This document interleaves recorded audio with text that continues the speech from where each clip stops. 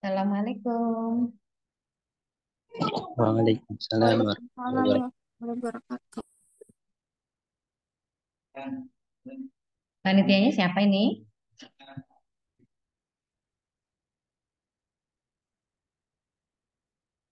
Hmm?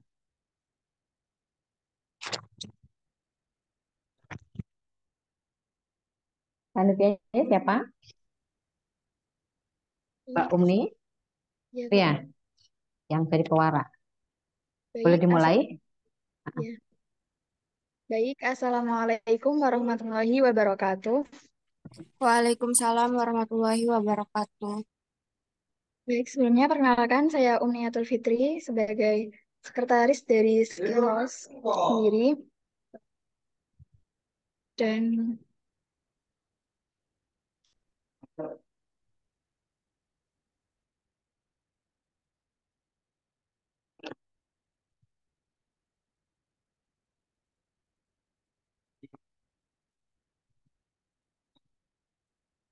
Ayo, kok mati lagi, Mbak?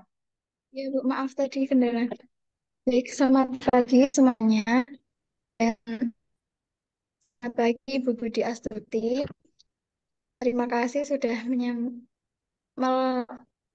men- meluangkan Meluangkan sedikit waktu. waktu meluangkan waktunya untuk memberikan materi kepada Stikos ini.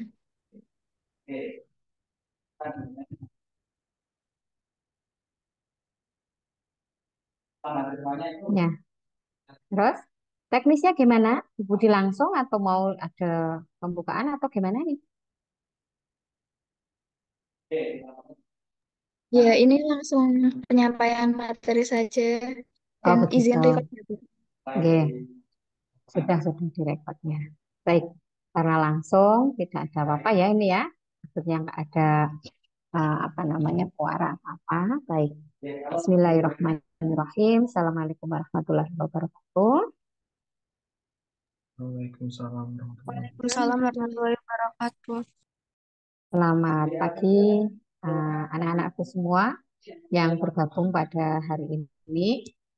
Ada 16 mahasiswa yang sudah bergabung. Eh, apa namanya?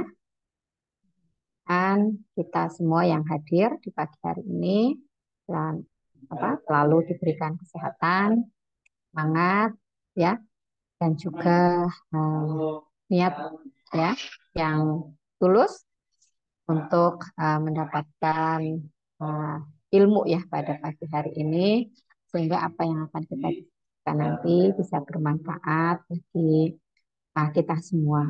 Tak lupa sholawat dan salam bagi junjungan kita Nabi Agung Muhammad Shallallahu Alaihi Wasallam yang kita senantiasa mohon mendapatkan syafaat beliau di yaumil akhir nanti. Baik, eh, apa namanya? Nanti kita akan coba berdiskusi sesuai yang di WA-kan ke Bu Budi. Kita akan membahas mengenai proposal PKM ya dari bab 1 hingga bab 3 begitu. Namun sebelum itu Bu Budi nanti apa namanya akan memberikan prolog dulu sebelum kita masuk ke pembedahan ya. Nah, untuk sesi ini presentasi ya yang akan Buku diberikan juga Buku dibagi nanti pertama adalah materi, yang kedua nanti kita praktek ya.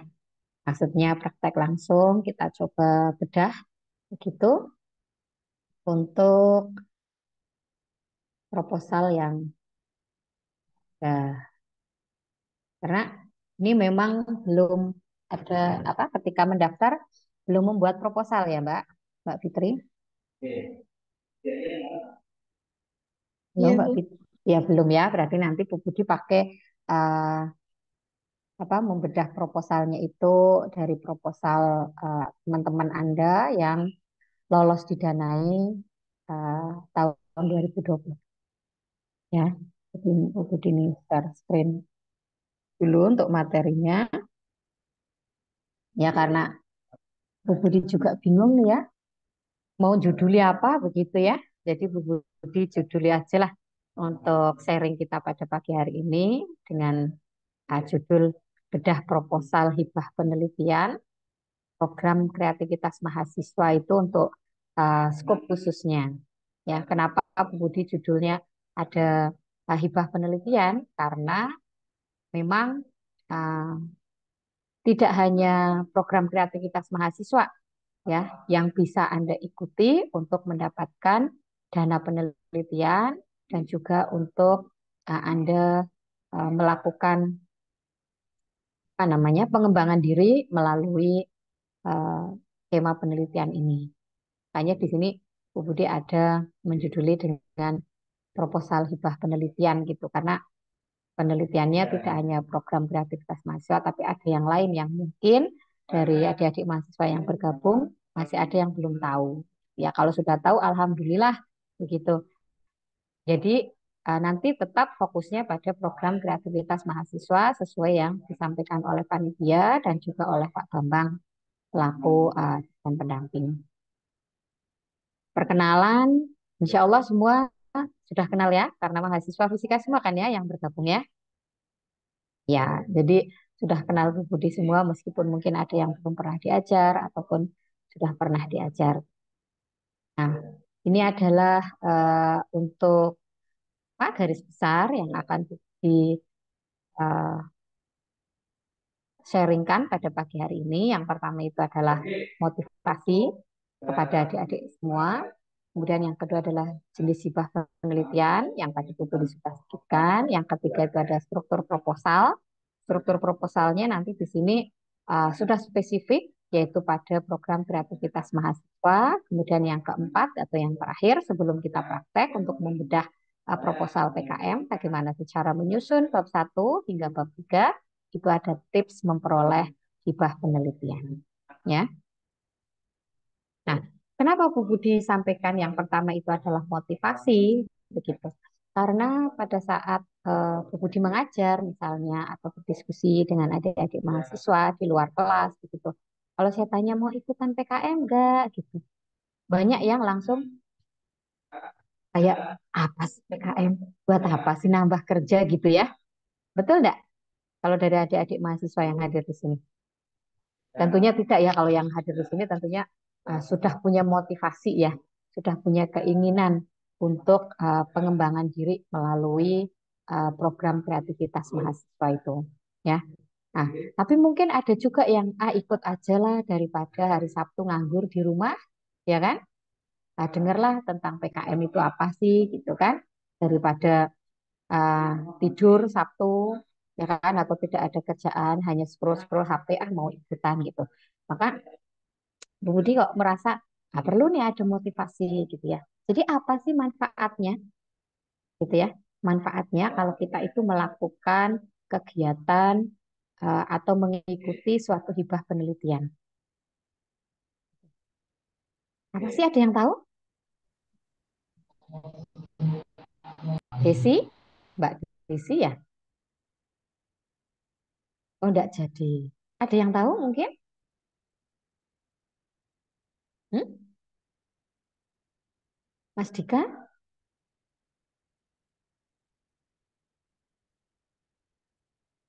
hmm? Apa ya kita sibuk-sibuk begadang-begadang yang kadang-kadang itu due date-nya itu membuat headache kepala ya kan membuat sakit kepala begitu mesti kan ada motivasinya ya karena kalau tidak ngapain juga kita harus pusing-pusing begitu ya ada coba mungkin adik-adik mahasiswa ini yang Pak Fitri Hasan Azza Robi Hah? Oke mungkin malu ya yang pertama Bu Budi ingin menyampaikan manfaatnya itu bagi pihak institusi. Ya, kenapa yang diutamakan institusi? Karena biasanya yang bertanya tuh dosennya. Nah, dosennya itu karena ya memang diberikan arahan begitu bahwa dosen-dosen yang ada di lingkungan universitas sekarang, begitu ya, eh, harus mau begitu untuk membimbing mahasiswanya dalam menghasilkan atau mengikuti program kreativitas mahasiswa. Kenapa begitu? Dosennya harus eh, mempublikasikan, ya kan, memberitahukan ke mahasiswa begitu, karena ada manfaatnya bagi universitas, bagi institusi, yaitu akan meningkatkan peringkat universitas itu sendiri.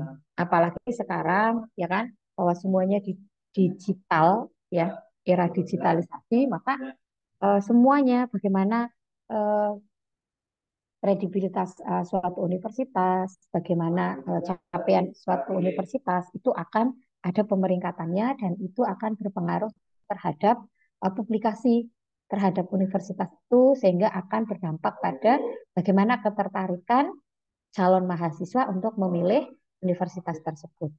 Ya, maka kemudian ada suatu pemeringkatan ya akan dirankingkan tuh universitas berdasarkan kriteria-kriteria tertentu. Yang di sini ya, yang buku dipaparkan ada dari Unirank, Webometric, ada Time Higher Education dan juga QS Ranking. Ya, ada yang sifatnya di situ ASEAN, Asia, kemudian ada juga yang dunia. Meskipun ada juga yang nasional. Semua dirankingkan. Maka salah satu ajang yang bisa meningkatkan peringkat universitas itu melalui program kreativitas mahasiswa. Nah, di sini untuk di tahun 2023 ini Anda bisa lihat ranking Universitas Negeri Semarang ya. Untuk country rank sendiri nasionalnya itu kita masih nomor 30. Ya, masih nomor 30. Untuk world rankingnya 3049 ya. Loh, dari mana korelasinya? Kenapa proposal PKM bisa meningkatkan gitu? Nah, karena capaian atau luaran dari proposal itu biasanya kan akan meminta mahasiswa itu untuk publikasi berupa artikel ilmiah. Jadi berdasarkan artikel ilmiah itulah yang nanti diteruskan sehingga akan meningkatkan peringkat dari universitas. Ini juga masih ditunjukkan hal yang sama ya. Ini untuk Jateng dan DIY itu dari Webometric ya. Kita nomor 21. Nah, tanggung jawab kita semua kan ya. Ini berita yang terbaru ya 2023 bahwa UNES merupakan peringkat ke-12 pada PKM tahun 2022 kemarin. Itu dengan prestasi meraih 1 medali emas dan 1 medali perunggu. Ya, ini turun di tahun 2020 kita sudah di peringkat 7, 10 besar. Tapi di 2021 dan 2021 2 itu kita turun kembali. Ya, kita keluar dari 10 besar. Nah, maka ini adalah salah satu usaha dari institusi melalui Pak Bambang ya dalam melakukan apa namanya penjaringan mahasiswa-mahasiswa ya yang mau untuk mengikuti program kreativitas mahasiswa. Gitu. Karena ada pengaruhnya bagi institusi. Tentunya institusi di sini kalau universitas kan universitas backupnya itu adalah dari jurusan, kemudian fakultas baru ke universitas. Di tiap jurusan sendiri kan juga ada pemeringkatan, ya. Prodi terbaik, prodi dengan publikasi terbanyak, ya baik mahasiswanya maupun dosennya itu kan juga peringkat. Maka motivasinya adalah bagi institusi itu untuk memeringkatkan tadi, yang meningkatkan peringkat universitas, ya institusi lah lebih tepatnya.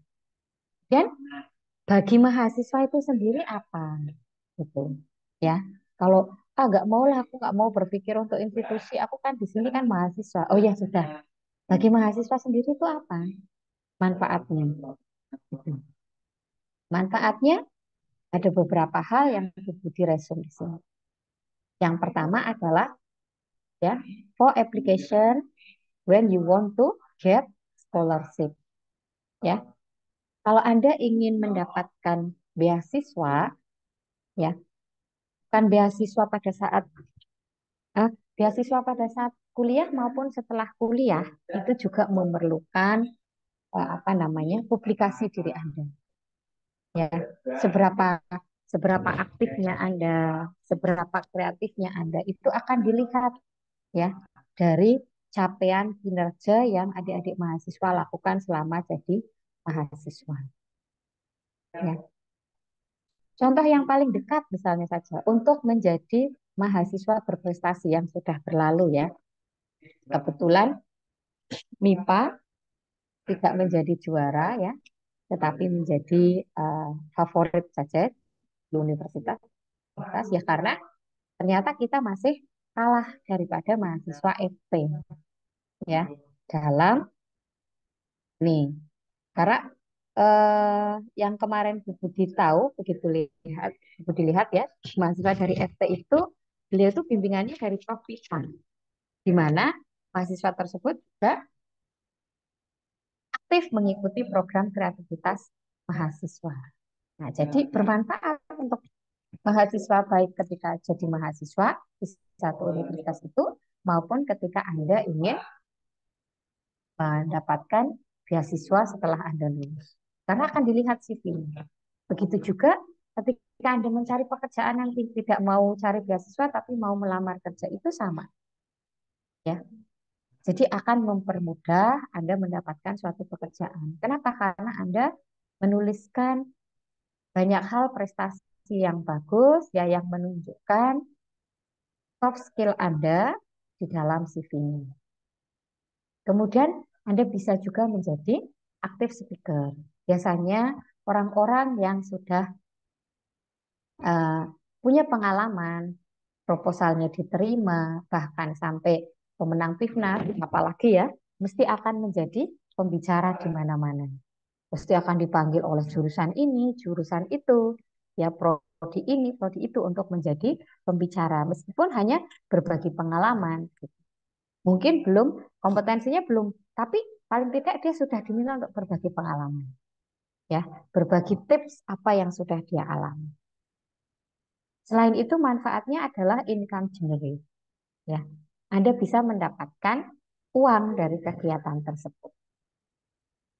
Ya, ketika Anda membuat satu proposal hibah penelitian, tidak hanya PKM, Anda akan mendapatkan uang. Ya, memang uang tersebut adalah untuk melakukan kegiatan yang Anda sudah tuliskan, tetapi di sana kan ada dituliskan honor peneliti. Berarti Anda secara tidak langsung mendapatkan pendapatan. Ya, jadi itu manfaatnya. Kemudian yang terakhir yang Bu Budi bisa resume itu adalah untuk meningkatkan soft serta hard skill dari teman-teman mahasiswa semua. Ya, kenapa soft dan hard skillnya? Iya, karena di situ ya tidak hanya bagaimana kinerja Anda ya, tetapi sikapnya, kemampuannya itu juga akan terlatih. Sehingga bagaimana hard dan soft skill yang Anda miliki itu akan meningkat ketika Anda melakukan satu kegiatan yang sifatnya adalah kompetisi. Ya. Ini adalah manfaatnya. Meskipun ya konsekuensinya memang ya Anda bisa jadi tidak tidur berhari-hari karena diudit yang mepet gitu. Tapi ketika Anda mengingat manfaat yang akan didapat itu menjadi sesuatu yang enjoy. Apalagi tadi kalau tidak salah di background, Pak, di apa namanya background ya apa sih tadi tuh kan ditulis fisika yang fun tadi ya atau apa tadi ya bahwa fisika itu menyenangkan gitu. Sudah tidak nampak di sini. Jadi itu manfaatnya ya sehingga mudah-mudahan setelah tahu manfaatnya jadi lebih bersemangat.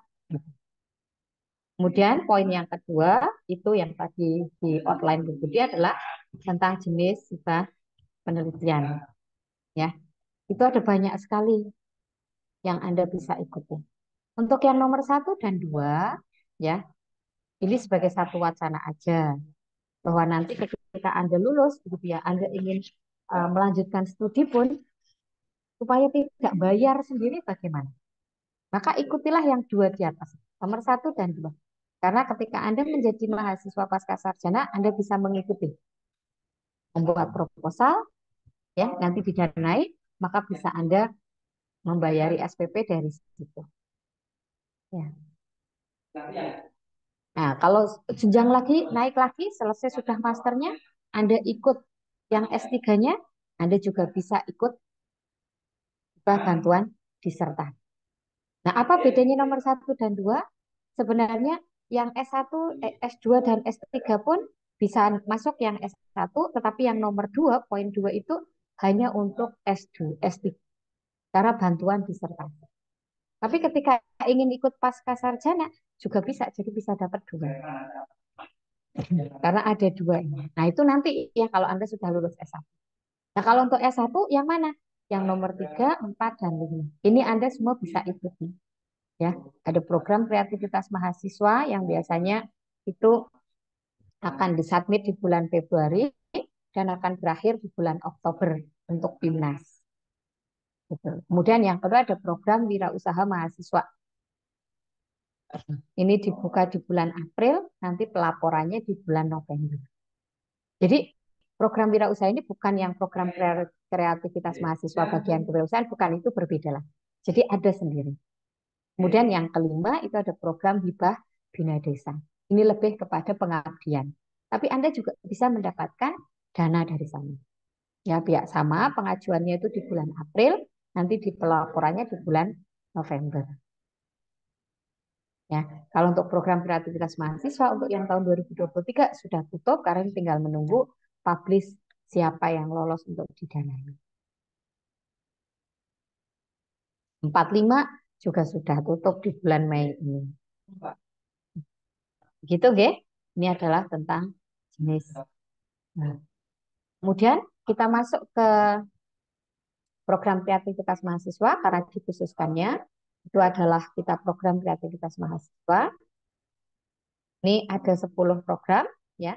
Ada PKM kewirausahaan, PKM karya cipta, PKM karya inovasi, PKM penerapan iptek, PKM pengabdian masyarakat, riset eksakta, riset sosial humaniora, video gagasan konstruktif, gagasan futuristik tertulis, dan yang terakhir adalah artikel ilmiah.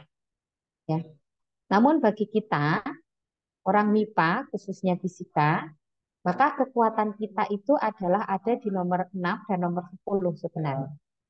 Ya. Nomor 6 dan nomor 10. Nomor 10 itu jika di tahun ini kita dapat riset eksakta, maka di tahun berikutnya kita bisa mengajukan artikel ilmiah. Tapi untuk yang sekarang, riset eksakta juga sudah dituntut untuk menghasilkan publikasi, maka kita tidak bisa. Maka kita bisa melakukan riset-riset sederhana di kampus kita, kemudian artikelnya kita ajukan kepada PKM artikel ilmiah. Nah, tapi kekuatan kita sebagai orang sains, ya, orang eksakta, maka kita itu ada pada PKM riset eksakta. Tapi bukan berarti anak-anak fisika tidak boleh ikut kewirausahaan, KC, KI, PI, apa, pengabdian, sosial humaniora ataupun yang lain itu boleh. Ya, namun biasanya peluang untuk diterima itu lebih kecil dibandingkan kalau kita mengikuti yang riset eksakta karena memang kekuatan kita ada di situ. Kita biasa melakukan penelitian, kita biasa berpikir metode ilmiah, ya, maka disitulah kekuatan kita. Maka yang akan menjadi fokus kita hari ini juga untuk PKM riset eksak. Ya, yang lainnya Bu Budi tidak akan membahas ya karena sesuai permintaannya juga. Nah, apa kata kuncinya supaya kita berhasil dalam menyusun proposal PKM? Ya, maka yang pertama itu adalah orientasikan tujuan pembuatan proposal PKM itu Anda tidak hanya sampai pada lolos untuk didanai, namun ya orientasi Anda adalah sampai masuk PIMNAS dan juara. Ya. Karena kalau orientasinya sudah sampai PIMNAS dan juara, maka ketika kita akan menentukan judul, kita sudah orientasinya itu panjang. Ya. Bukan judul yang biasa-biasa saja. Bukan tujuan penelitiannya yang biasa-biasa saja. Tapi harus yang extraordinary, yang luar biasa. Kenapa? Karena kita sudah berpikir berapa? 10 bulan ke depan. Yuk kita menjadi juara. Ya. Jadi jangan cuma tanggung, yang penting lolos, gitu ya. Yang penting buat jangan, tetapi aku adalah juara. Maka nanti akan benar-benar apa namanya? Fokus ya untuk menyusun judulnya, menyusun tujuannya, manfaatnya, keutamaan penelitiannya, sampai nanti di latar belakangnya, ya. Itu Anda akan menyusun itu sudah berpikir 10 bulan ke depan. Itu adalah kunci yang utama, ya. Jadi orientasi untuk menjadi pemenang, ya kan? Sama sesuai dengan fitrah kita sebagai manusia, ya.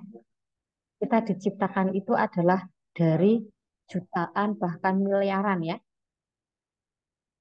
competition yang menghasilkan kita saat ini, ya kan? Dari begitu banyak sel telur ya yang ada di dalam rahim ibu kita hanya eh satu sel telur ya diperebutkan oleh begitu banyak sperma. Maka kita itu sudah jadi pemenang dari sejak kita diciptakan, ya, sejak kita dibentuk. Nah, maka orientasi kita ya sesuai dengan fitrah kita menjadi pemenang. Gitu ya. Kemudian kunci yang kedua. Kunci yang kedua itu adalah pembuatan proposal mulai dari judul ya. Bentar. Mau dipindah.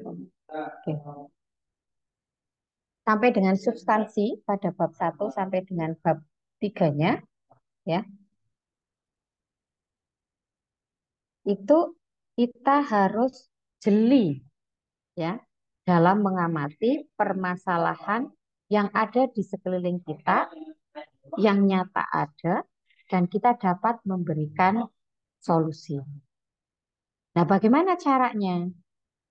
Ya, maka kita bisa menerapkan 5 poin penting dalam penyusunan proposal. Itu yang pertama, cirikan intelektual mahasiswa. Kenapa? Ya karena mahasiswa itu adalah insan intelek, insan yang berpendidikan, ya, insan yang berpengetahuan. Maka harus bercirikan. Bagaimana cirinya? Ya kalau kita orang fisika, ya kita mengambil tema-tema kefisikaan. Ya, itu akan menjadi expert kita, menunjukkan intelektualitas kita. Kemudian yang kedua, itu mempunyai nilai inovasi dan kreativitas. Ya. Dan itu sudah sesuai juga dengan adik-adik mahasiswa. Adik-adik mahasiswa semua yang ikut di sini fisika, nggih? Nggak ada yang tidak di fisika kan? Nah, anak-anak fisika itu kan anak-anak yang extraordinary, anak-anak yang luar biasa, anak-anak yang aneh. Ya, semua orang tidak suka fisika, tapi yang bergabung di sini suka dengan fisika. Ya kan? Maka sudah biasa. Maka tinggal tingkatkan dengan mendapatkan satu permasalahan, ya, kemudian kita inovasikan, itu akan menjadi suatu produk kreativitas kita. Jadi jangan yang biasa-biasa, karena kita sudah bukan orang yang biasa. Kita itu orang yang tidak biasa. Kenapa? Karena kita masuk jurusan fisika. Nah, itu yang harus Anda yakini itu. Kita bukan orang biasa-biasa. Kita orang yang luar biasa. Ya. Nah, yang ketiga itu memanfaatkan limbah menjadi barang yang nah, maka itu akan menjadi apa namanya? Daya tarik bagi reviewer. Ya, karena menjadikan sesuatu yang tidak bermanfaat menjadi bernilai tinggi. Nah, maka lihat-lihat sekeliling, apa nih sampah apa nih? Ya, apa yang tidak terpakai bisa menjadi terpakai. Nah, kemudian yang keempat itu kondisi terkini. Ya, maka harus isu-isu terkini. Apa nih sekarang isu terkini? Permasalahan yang ada di masyarakat sekarang ini apa? Gitu. Ya, kalau sekarang kita membahas mengenai COVID, sudah lewat, sudah jadi endemik di tempat kita, ya kan? Maka cari kondisi terkini sekarang apa. Kemudian kaitkan dengan intelektual kita, kepakaran kita. Kemudian yang kelima itu adalah kebermanfaatan hasil riset. Ada ada manfaatnya enggak? Ya. Jadi jangan cuma sekedar oke aku melakukan riset ini, tapi nggak ngerti ada manfaatnya. Mesti tidak bisa menarik hati reviewer. Jadi harus bermanfaat ya bagi kita dan juga bagi masyarakat. Nah, ini adalah penjelasan ya. Untuk yang pertama itu adalah bercirikan intelektualitas mahasiswa tadi saya. Permasalahan yang diamati itu berbasis pada data dan solusi yang ditawarkan berbasis pada keunggulan bidang keilmuan. Itu. Jadi kalau misalnya kita orang fisika, kemudian kita mengambil tema mengenai sekarang yang lagi booming dengan kesehatan, misalnya adalah tentang apa tuh namanya, yang nggak bisa tinggi itu apa namanya, yang pertumbuhannya terganggu itu apa namanya? Stunting, Bu. Stunting, Hasan. Ya, kalau kita orang fisika, kemudian kita ambil tema stunting, ya, tetapi tentang bagaimana pemberian makanan-makanan bergizi, itu bukan bidang kita ya kan? Meskipun nanti kita menyajikan data dan solusi, tapi itu di luar kepakaran kita, biasanya kurang meyakinkan. Ya, sama-sama data, tapi kalau kita apa namanya sesuaikan dengan keilmuan kita. Ya, dan ini tadi tim mahasiswa mampu menemukan untuk yang inovasi dan kreatifnya suatu kebaruan atas suatu fenomena atau membuktikan suatu hipotesis baik pada satu disiplin ilmu maupun multidisiplin. Ya, maka kalau tadi stunting kamu anak fisika, maka di sana harus ada anak biologi dan ada anak dari tata boganya. Maka nanti Anda di bagian pengolahan datanya mungkin. Maka itu tidak menjadi satu masalah ya untuk bidang keilmuan. Nah, kalau inovasinya di sini, misalnya ada hipotesis apa nih? Gitu ya, dalam stunting itu. Apakah benar bahwa stunting itu hanya dipengaruhi oleh pernikahan dini? Gitu. Maka Anda ingin mencari datanya.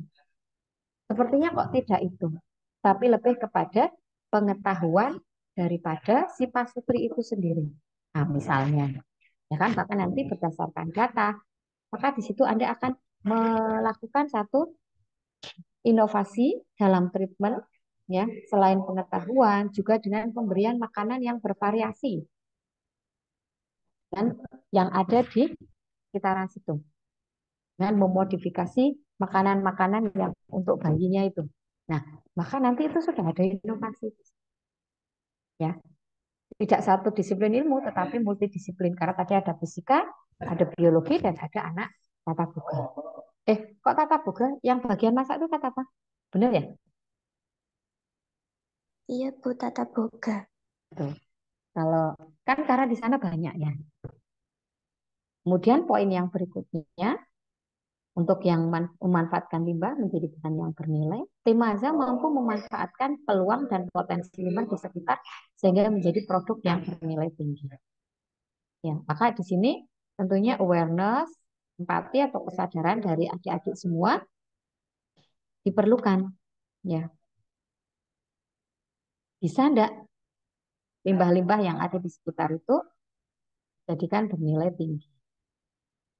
Dan untuk poin yang berikutnya, untuk kondisi terkini, ya sudah sebenarnya tim mahasiswa mampu menganalisa permasalahan, tren, dan isu terkini sehingga tim mampu menawarkan solusi terbaik berdasarkan data yang diperoleh. Jadi setelah Anda melakukan observasi datanya, tadi ya, oh ya benar bahwa ternyata di satu daerah itu pernikahan dininya sangat tinggi. Terus pengetahuannya ternyata juga tidak. Itu dilihat bahwa ibu-ibu muda itu lebih suka main handphone daripada menginovasi makanan apa tuh MPASI-nya. Maka kemudian Anda lihat bahwa di sana ada bahan-bahan baku yang bisa mudah didapatkan, kemudian Anda menginovasi itu menjadi makanan MPASI yang memiliki apa? Kandungan gizi yang tinggi. Maka itu menjadi solusi yang baik. Terus ini kebermanfaatan hasil riset. Ya, tentunya tadi produk risetnya menghasilkan inovasi makanan MPASI ya, yang diinovasikan, yang dicampur begitu ya, menjadi satu hal yang lebih menarik, lebih enak rasanya, maka itu menjadi bermanfaat. Ya, bagi ibu-ibu muda tadi yang tidak bisa misalnya menjadi bisa karena Anda hasil riset Anda. Atau hasil riset Anda kemudian diimplementasikan, kemudian itu dijual, itu juga menjadi manfaat. Nah, ini adalah beberapa contoh dari judul PKMAE yang menghasilkan apa namanya emas, perak, dan perunggu. Ya, kalau dilihat dari judulnya, ya, yang pertama misalnya yang dapat emas tuh aktivasi karbon dari bahan bekas untuk anoda ultrakapasitor dengan metode pirolisis termodifikasi ZNS sebagai peningkat kapasitas untuk kendaraan listrik. Ya, di situ akan terlihat dari judul tersebut intelektual mahasiswanya terlihat, ya, karena dia menunjukkan bahwa dia adalah seorang fisikawan ya ini ya, karena dia ada mempelajari mengenai bahan ya ultrakapasitor berbasis ZNS. Nah, jadi ada kepakarannya. Atau mungkin kalau tidak fisika, dia juga mungkin dari teknik. Jadi ada kepakarannya. Kemudian ada inovasi dan kreativitasnya, tentunya ada, ya, karena dia membuat satu terobosan, gitu ya, untuk menghasilkan satu benda yaitu ultrakapasitor, ya, yang dia apa namanya dimodifikasi, ya, dia memodifikasi dengan bahan ZNS yang ditambahkan dengan karbon aktif yang dihasilkan dari suatu barang yang tidak dipakai. Maka itu masuk pada pemanfaatan limbah. Kesesuaian dengan kondisi terkini, tren sekarang adalah kendaraan listrik. Kendaraan yang berdasarkan bahan bakar fosil diminta untuk dikurangkan. Jadi nampak di situ. Ya. Begitu juga untuk yang seterusnya, ya. Dari judulnya sudah terlihat bagaimana intelektual mahasiswa yang menyusun, bagaimana nilai inovasinya, bagaimana hubungannya dengan kondisi terkini, dan juga bagaimana produk itu bermanfaat yang kedua. Ya, meskipun karena di situ tidak menggunakan bahan limbah, ya. Semuanya adalah bahan yang dibeli dan juga dihasilkan melalui satu proses. Jadi 5 tadi bisa kelima-limanya masuk atau bisa 4, ya kan? Dari poin tadi ataupun bisa 3. Yang 3 itu misalnya yang studi efektivitas ekstrak daun binahong terenkapsulasi nanokitosan dengan metode gelasi ionik sebagai material salep luka diabetes. Ya, itu hanya maaf ini 4 poin juga. Intelektual mahasiswa, ada inovasi, kondisi terkini, dan juga produk bermanfaat. Ya, karena kalau misalnya memang dari bahan limbah itu tidak memungkinkan untuk dinaikkan nilainya, ya sudah, tidak apa-apa, tetapi 4 poin yang lain masih bisa, dan itu bisa menghasilkan apa tadi emas, ya. Nah, tadi adalah 2 kunci ya. Sekarang kunci yang ketiga, dan ini yang sebenarnya paling penting sekali. Kenapa? Karena kalau di kunci ketiga ini Anda tidak lakukan, maka buru-buru proposalnya itu dibaca, ya, dilirik aja tidak. Mesti sudah langsung dicoret, masuk dalam tas atau tong sampah. Beda kalau kemudian seleksinya adalah di fakultas atau universitas karena memang kita masih memberikan apa namanya pembimbingan. Tapi kalau sudah masuk ke Belmawa, administrasinya tidak sesuai dengan aturan, tidak sesuai dengan panduan, maka itu akan. Nah, maka di situ yang harus Anda tekankan adalah benar-benar harus taat aturan. Karena satu kesalahan administrasi atau format saja Anda lakukan, tidak akan lolos. Dan hal itu kemarin sudah dialami oleh mahasiswa bimbingan Bu Budi. Jadi alasan tidak lolos itu karena ada di dalam daftar pustakanya yang satu tidak sesuai dengan format, langsung fail. Jadi satu kesalahan saja, padahal kan dalam daftar pustaka itu kan banyak ya. Itu satu tidak sesuai format, fail, tidak lolos. Jadi memang harus sama-sama. Padahal itu sudah dibaca oleh Bu Budi, oleh satu timnya, oleh tim yang lain, sudah dibaca coba. Tapi ya namanya manusia ya, dan juga itu juga belum rezeki berarti kan. Nah, ini adalah apa namanya kesesuaian administrasi. Nah, untuk kesesuaian administrasi, maka halaman judul yang berisi halaman sampul yang berisi judul PKM, bidang PKM, nama dan nomor induk tim mahasiswa, asal perguruan tinggi pengusul dan tahun usulan itu harus ya, nama tidak boleh disingkat gitu. Ya, judul jumlahnya harus berapa, bidang PKM-nya juga tidak boleh salah kamar. Betul-betul harus taat aturan. Di halaman pengesahan juga begitu, tanggalnya harus sesuai, kemudian tanda tangan pengusul dan dosen pembimbing itu harus basah, ya. Jadi tidak boleh pakai pen tablet. Jadi memang harus di print, ditanda tangan. Kemudian tanda tangan pimpinan dan cap perguruan tinggi itu juga sama. Kemudian untuk lampirannya, yang pertama adalah biodata ketua dan anggota, serta dosen pembimbing itu harus ada, justifikasi anggaran kegiatan itu harus ada, susunan organisasi, tim pelaksanaan pembagian tugas itu juga harus dipilihkan, surat pernyataan ketua pelaksana itu juga harus dipilihkan. Bagaimana dengan kesesuaian format? Nah ini juga sama ya, susunan nama, ya, susunan dan nama bab per skim itu juga harus sesuai dengan panduan. Ya, tidak boleh sesuka hati. Saya senangnya kasih A, B gitu ya.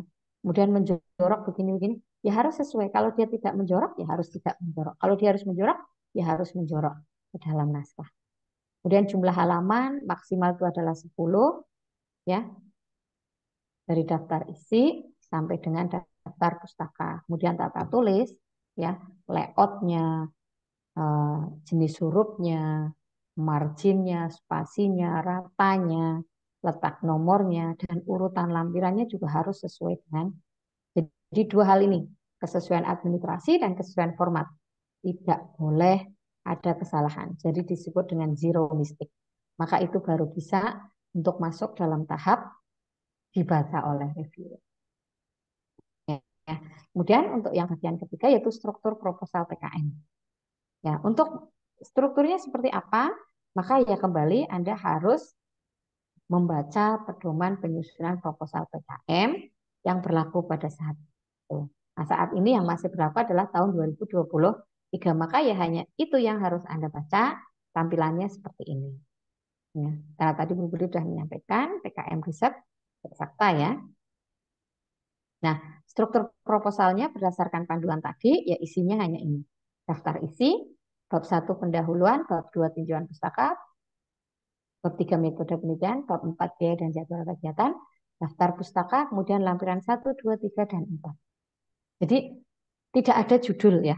Nanti yang diunggah itu ya hanya dari mulai daftar pustaka, bab 1 sampai daftar isi, maaf, kemudian bab 1, 2, 3, dan 4, dan daftar pustaka yang jumlahnya adalah 10. Ya. Tidak ada judul apa. Pengesahan itu akan sendiri. Ya, nanti ada stepnya sendiri. Tapi untuk yang diunggah ya hanya ini untuk 10. Dan memang ya harus seperti itu. Kalau tidak seperti itu tidak diterima.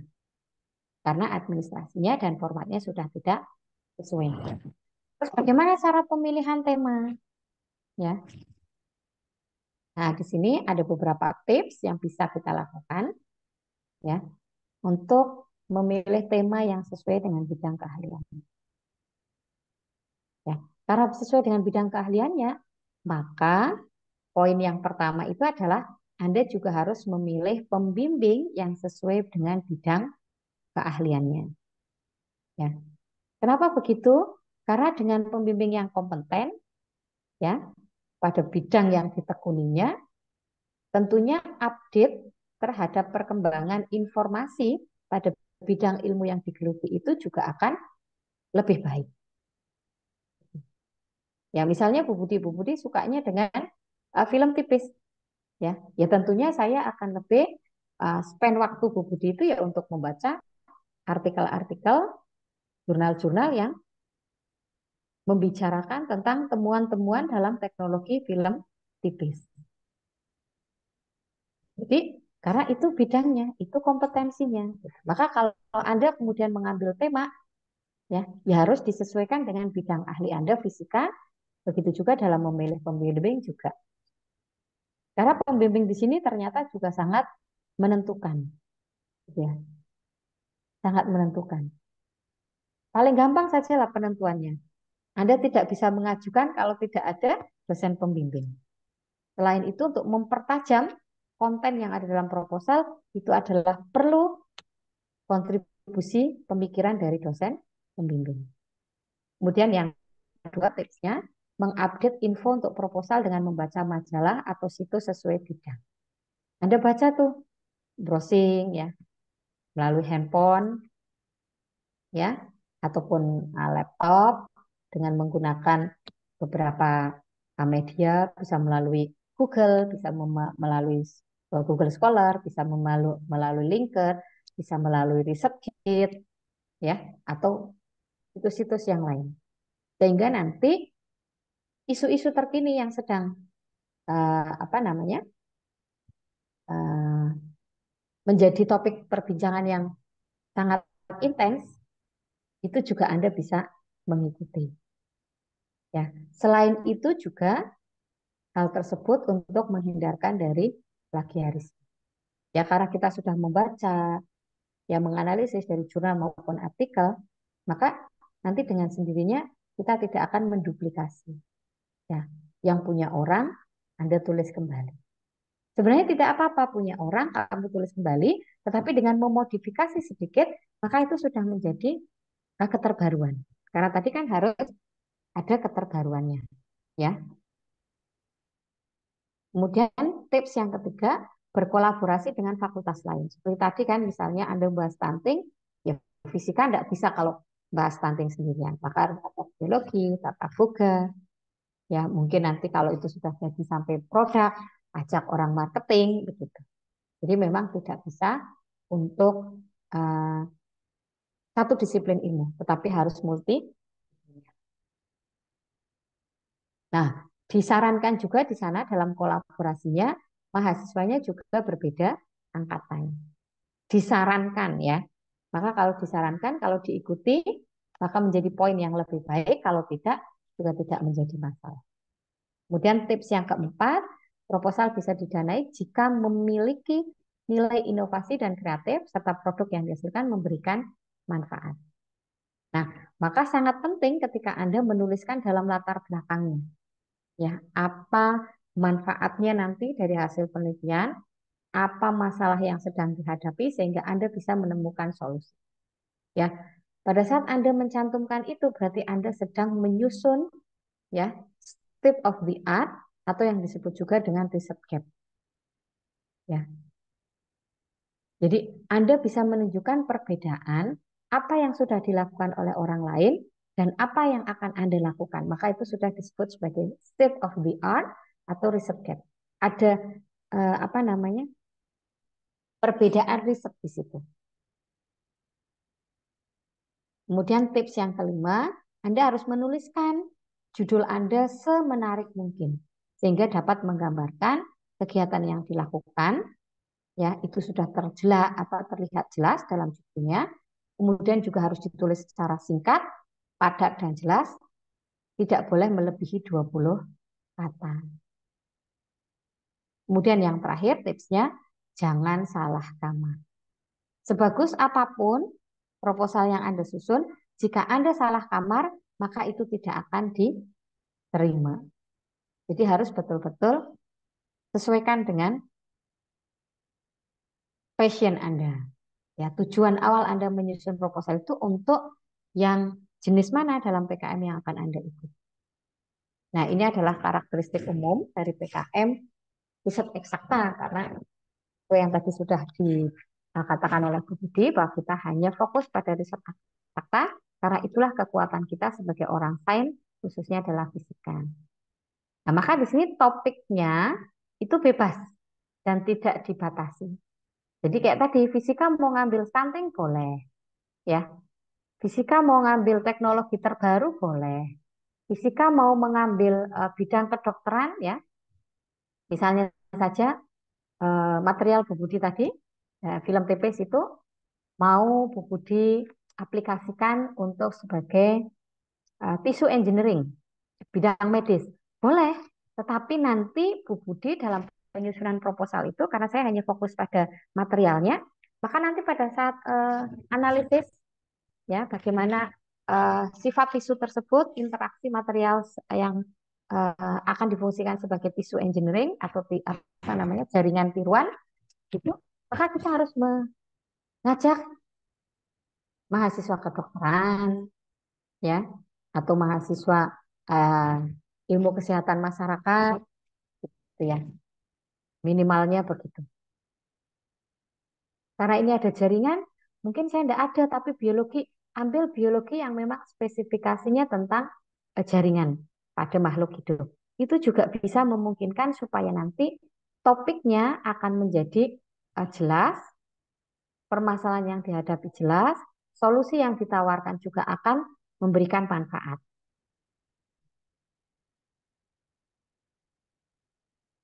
Ya, di sini juga ditegaskan judul hendaknya tidak menggunakan akronim atau singkatan yang tidak baku.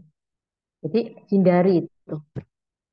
Kemudian untuk tujuannya itu untuk menumbuhkan minat dan kemampuan riset, pemahaman metode riset dan cara analisis data, sehingga akan menghasilkan riset yang berkualitas dan berpotensi untuk dipublikasikan di jurnal ilmiah. Karena luaran daripada proposal RE ini adalah untuk dipublikasikan di jurnal ilmiah.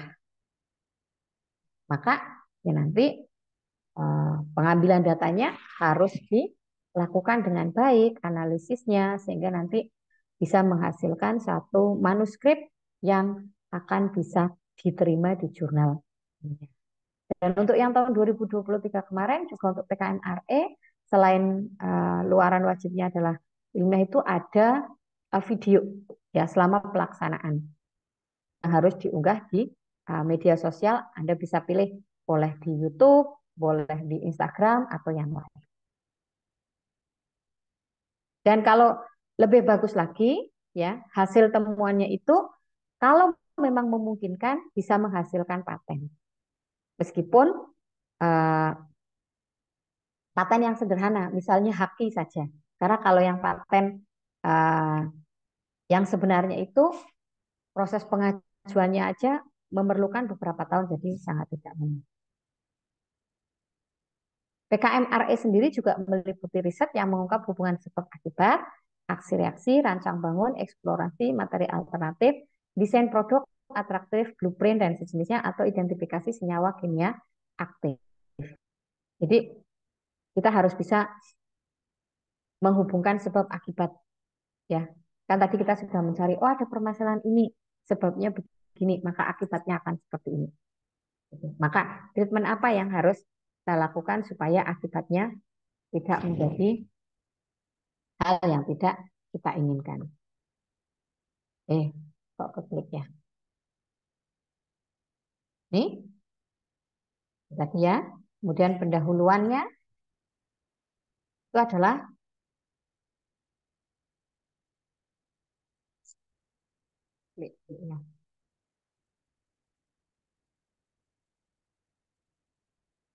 untuk pendahuluan, latar belakang atau justifikasi ilmiah dan permasalahan yang akan diteliti, ya itu sudah tergambar jelas di dalam pendahuluan ini. Caranya bagaimana? Itu dengan menuliskan alasan penelitian yang kita ungkapkan dengan memaparkan fenomena yang nyata yang dihadapi oleh peneliti. Caranya bagaimana? Ya, bagaimana kita bisa tahu, bagaimana kita bisa memaparkan? Ya, ketika kita membaca ya tentang tema yang sedang kita angkat, kemudian kita menuliskan apa yang sudah dilakukan oleh orang terhadap masalah yang kita sajikan.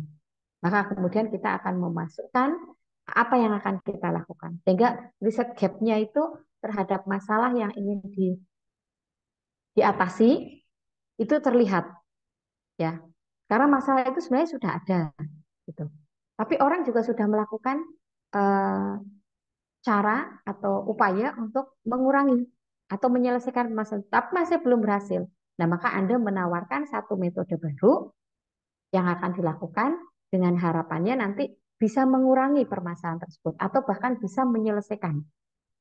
Maka Anda membuat riset gap di situ. Ya, dengan menuliskan penelitian sebelumnya, apa kegagalannya, kemudian apa yang Anda lakukan. Sehingga kesenjangan yang terjadi di sana nanti menjadi kajian yang memang akan Anda lakukan. Kemudian tujuan khusus risetnya, manfaat risetnya, urgensi risetnya, temuan yang ditargetkan, kontribusi riset terhadap ilmu pengetahuan, itu juga dituliskan di dalam pendahuluan sampai dengan luaran riset. Sehingga si reviewer ini akan melihat, oh bahwa tujuannya itu jelas, manfaatnya juga bisa dirasakan, urgensinya juga bisa terlihat bahwa riset yang dilakukan itu memang harus segera dilakukan supaya bisa menemukan solusi yang terbaik. Ya, hasil yang akan ditemukan itu juga sudah ditargetkan. Jadi indikator keberhasilannya Anda juga sudah tuliskan. Anda juga bisa menuliskan kontribusinya dari bidang Anda, sehingga akan sangat jelas di bagian pendahuluan. Nanti setelah selesai presentasi ini kita praktek untuk membedah. Kemudian di bab 2, setelah kita menuliskan pendahuluan, isinya tadi secara garis besar sudah disampaikan, berikutnya adalah penyusunan pada bab 2, yaitu tinjauan pustaka. Ya. Yang sering terjadi pada teman-teman mahasiswa atau adik-adik mahasiswa dalam menyusun tinjauan pustaka itu tidak memperhatikan inline ya atau konsistensi atau benang merah antara judul, pendahuluan. Jadi kita juga harus mengurutkan tuh kalau kita membuat tinjauan pustaka sesuai dengan judul, tujuan atau pendahuluan yang kita sudah. Kita pun perlu mengurutkan ya. Mengurutkan terhadap apa yang harus disajikan dulu. Selain tentunya kita harus menguraikan ya. Karena tinjauan pustaka ini kan sebenarnya adalah konten ya atau isi naskah yang nantinya dapat kita panggil kembali ketika kita sedang membahas pada saat kita membuat laporan. Jadi tidak hanya sekedar oke tinjauan pustaka nempel itu tidak, tetapi kita sudah pikirkan ya bahwa di tinjauan pustaka itu nanti kita bisa panggil kembali untuk membahas data yang kita peroleh. Maka biasanya tinjauan pustaka itu tidak sekedar, yaitu bukan sekedar kumpulan teori, ya, melainkan berupa rangkaian hasil yang sudah dikenali melalui beberapa alur pikir tentang terjadinya suatu peristiwa ilmiah dari suatu topik ilmiah yang akan dikaji atau diteliti. Ya, jadi tidak hanya sekedar teori yang ditempel-tempel gitu, tetapi lebih kepada dari hasil teori itu kita resume, ya. Sehingga kita sudah melalui proses berpikir dan nanti hasil resume itu akan bermanfaat ketika kita melakukan pembahasan. Kemudian sumber pustaka yang digunakan berasal dari jumlah ilmiah atau hasil penelitian terbaru, yaitu 5 sampai 10 tahun terakhir. Ya. Jadi kalau 5 sampai 10 tahun terakhir, ya tolong ya. Berarti kalau sekarang 2023, maka berapa? 2013 ya. Karena 10 tahun terakhir. Itu adalah yang harus Anda pakai daftar pustakanya.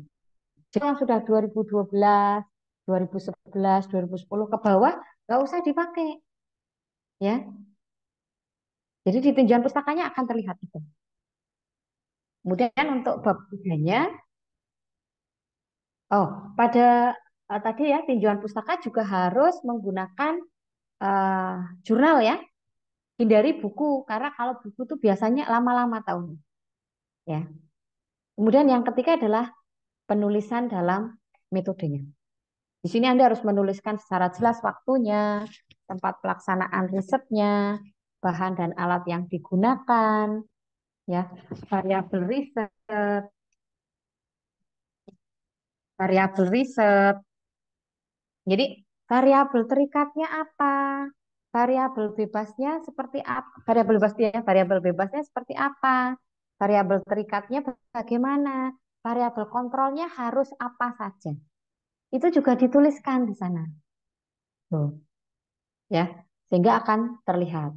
Kemudian tahapan riset yang akan dilaksanakan bagaimana? Anda juga harus lakukan. Misalnya tahapan pra pelaksanaan penelitian, tahapan penelitian, tahapan pasca penelitian atau pelaksanaan gitu. Sehingga nanti terlihat terstruktur. Kemudian prosedurnya, ya, cara eksperimennya juga Anda tuliskan. Akan lebih bagus kalau Anda buat skematik. Ya, jadi bukan kalimat gitu tapi dibuat skematik. Ya, dibuat chart gitu. Ada. Kalau ini berhasil, lanjut ke sini. Kalau tidak berhasil, balik ke sana. Dibuat seperti itu, maka prosedur risetnya itu akan nampak jelas. Dan reviewer itu senang. Kemudian untuk luaran dan indikator capaian itu dapat terukur di setiap tahapannya. Ya.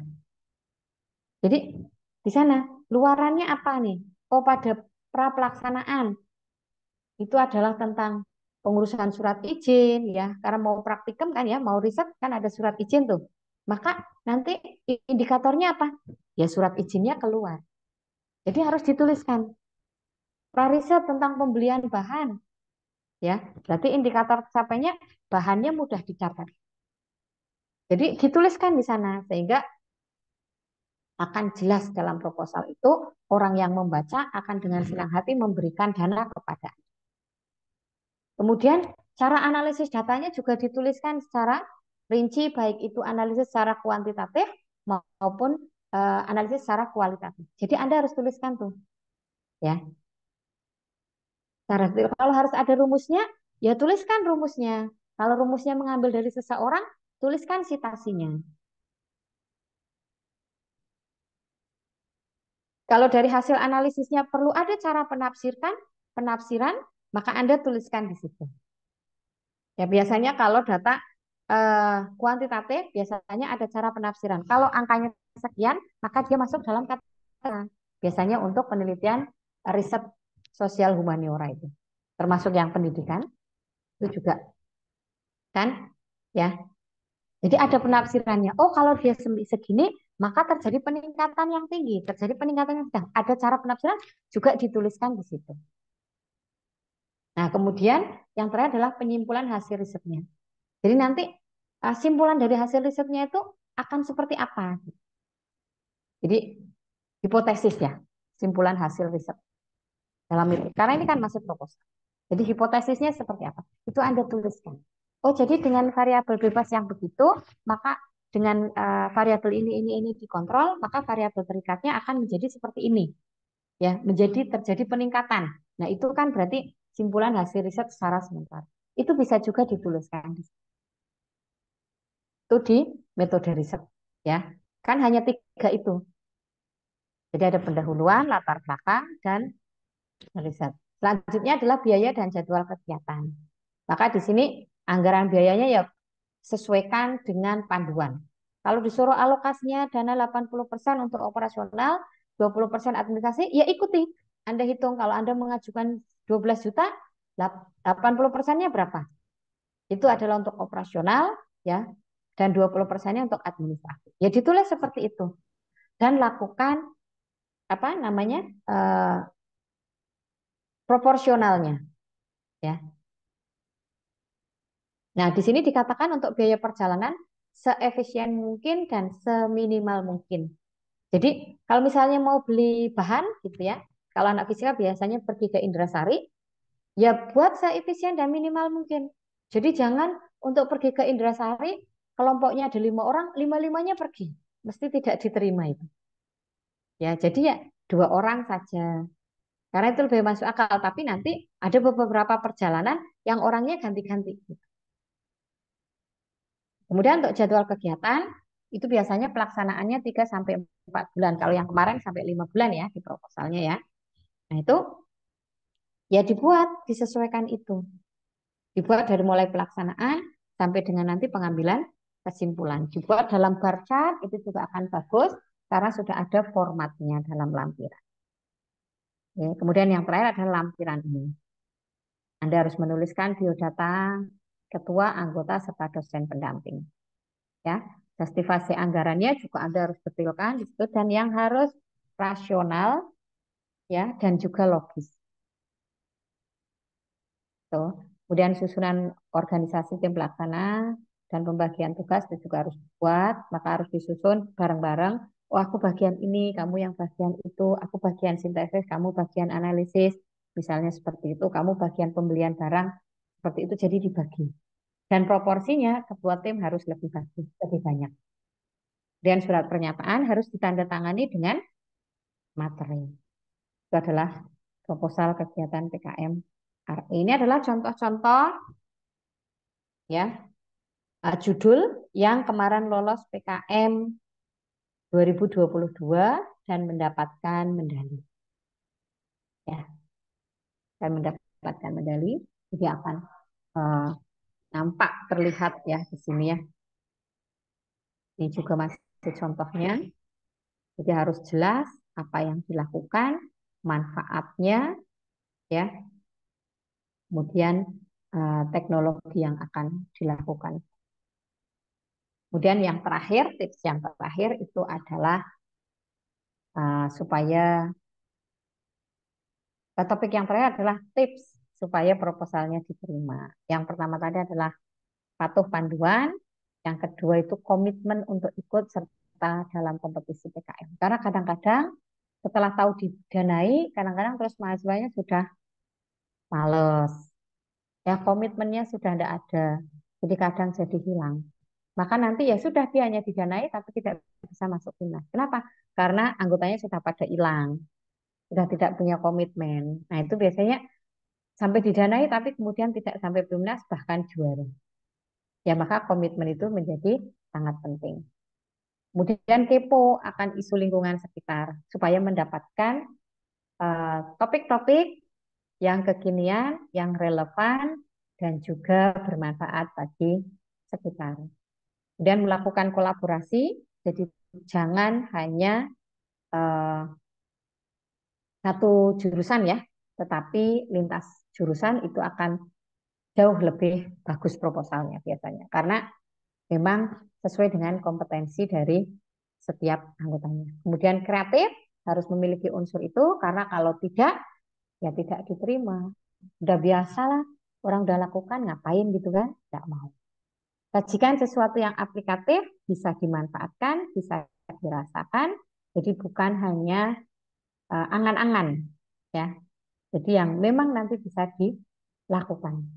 Kemudian penyajian dananya juga harus realistis, tidak boleh pembelian blender harganya 1 juta. Ah, enggak mau itu biasanya. Misalnya ini ya.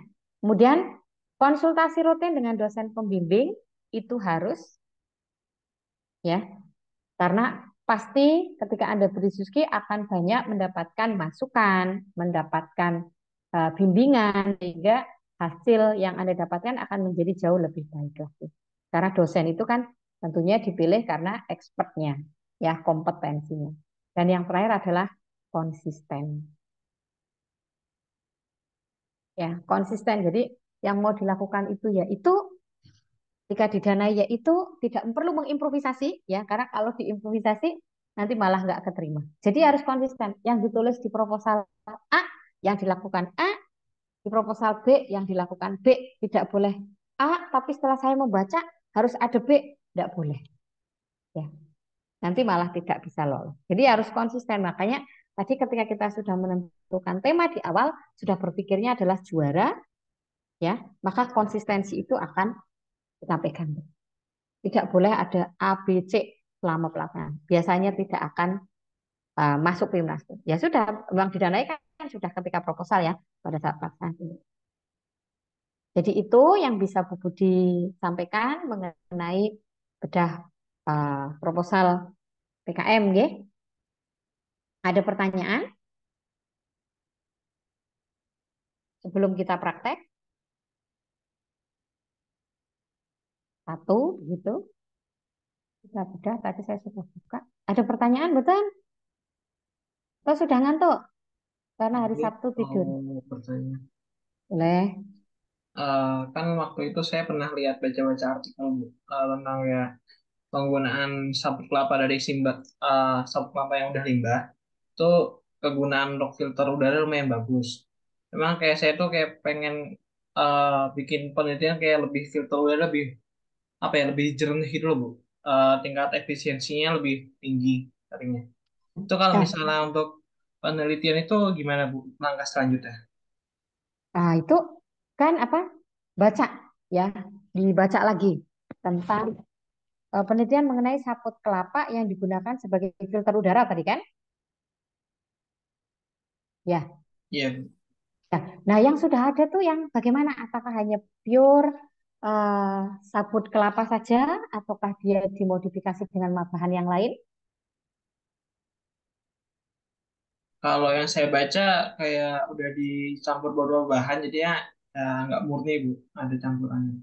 Nah, maksudnya itu, oke, kalau orang sudah melakukan, dia sudah memodifikasi saput kelapanya sebagai main materialnya, material utama, kemudian dia campur, biasanya yang Bu Budi tahu, kalau untuk pembersih udara itu dia dicampur dengan karbon aktif dan zeolit.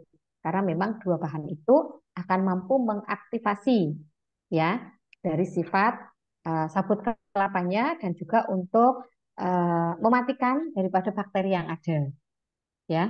Nah, sekarang kamu lihat yang sudah dibuat apakah itu hanya sabut kelapa, yang sabut yang di apa tuh yang tentunya sabut kelapanya kan biasanya dia di treatment secara dengan metode wet wet method ya, metode basah ya, direndam asam bla bla bla gitu kan. Atau dia yang masih konvensional hanya serabut yang disikat-sikat aja dapat serabut kemudian dipakai atau yang sedia sudah di treatment. Maka nanti itu menjadi hal baru, menjadi inovasinya Dika gitu. Ya kan, Dik? Jadi kan tadi harus ada nilai inovasi dan kreativitas. Oke, itu sudah dilakukan orang, tapi aku masih tertarik karena di sana itu efisiensinya masih rendah. Aku pengen dia jadi lebih tinggi efisiensinya. Nah, kamu lihat metodenya. Sabut kelapanya dia dibuat apa? Atau mungkin dia hanya sabut kelapa yang belum ditreatment, atau yang dia sudah ditreatment dengan metode wet etching itu, metode basah yang biasanya direndam dengan KOH atau NaOH, bergantung lah ya fungsinya. Tuh. Nah, yang itu bagaimana yang sudah ada? Kalau misalnya, oh, yang dipakai konvensional sudah, yang hanya di apa tuh disikat sudah, yang pakai wet etching juga sudah, tapi packingnya dia masih hanya ditumpuk saja. Maka kemudian jika ingin membuat dia menjadi komposit, ah itu udah inovasi, Dik. Ya, jadi dipres menjadi komposit berarti harus ada filler dan matriks. Nanti fillernya adalah bahan itu, ya. Sorry, matriknya itu, kemudian fillernya pilih apa, gitu. Maka itu menjadi komposit. Nah, berarti itu sudah inovasi, sudah ada kreativitas di situ. Nah, nanti lihat, kemudian diuji cobakan, pakai metode yang sama nggak apa-apa, karena tadi di metode yang lain, di materialnya udah beda. Itu sudah menjadi satu inovasi. Kemudian lakukan pengukuran, ya. Jadi dibuat apa namanya? Dibuat compact gitu. Itu kan sudah inovasi. Boleh, bagus, gitu ya kan? Terus nanti tinggal dicoba. Ini juga untuk filter udaranya, udara di mana nih? Ya, apakah asap rokok? Apakah udara di sekeliling? Maka penempatannya supaya tadi kan harus aplikatif, ya kan? Di tipsnya tadi kan harus bersifat aplikatif. Nah, maka kamu spesifikkan nih, purifiernya nanti diletakkan di mana? Jadi jelas tuh aplikasinya berada di mana. Maka nanti itu akan membantu Dika juga pada saat apa tuh namanya karakterisasinya. Misalnya, oh ini sebagai purifier di ruangan yang memang ada banyak asap rokoknya. Jadi udaranya dimurnikan lagi nih, ya. Maka kan berarti kamu akan meletakkan di situ, uji cobanya adalah di satu tempat yang memang banyak perokok. Jadi aplikasinya itu jelas tergambar dalam proposal. Ya, jadi purifiernya udah dijelaskan, memang saya spesifik. Karena itu adalah sebagai sikap awareness saya terhadap menjaga kesehatan orang-orang yang tidak merokok tetapi berada di lingkungan orang yang merokok. Misalnya seperti itu kan, Dik. Jadi bisa dituliskan tuh dalam latar belakangnya. Dalam pendahuluan dulu ya, dalam pendahuluan sebagai riset gap-nya. Dari yang sudah dilakukan orang, begini, begini, begini, efektivitasnya kurang. Maka aku akan buat begini, ya. Aku mau buat jadi komposit, dia lebih kompak, lebih stabil, sehingga tentunya dalam pengukurannya proses purifikasinya akan menjadi lebih tinggi, maka efisiensinya akan meningkat. Nah, maka hipotesisnya tadi begitu di pendahuluan kan ada hipotesis ya, sudah tergambar.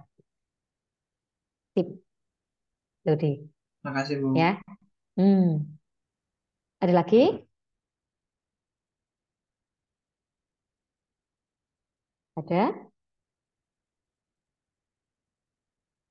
Kalau tidak ada, ini coba Bu Budi lihatkan ya salah satu.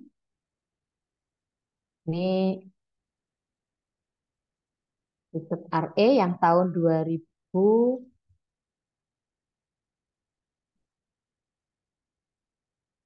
ini 2022 ya ini ya didanai. Ya karena 2023 kan belum publish ya.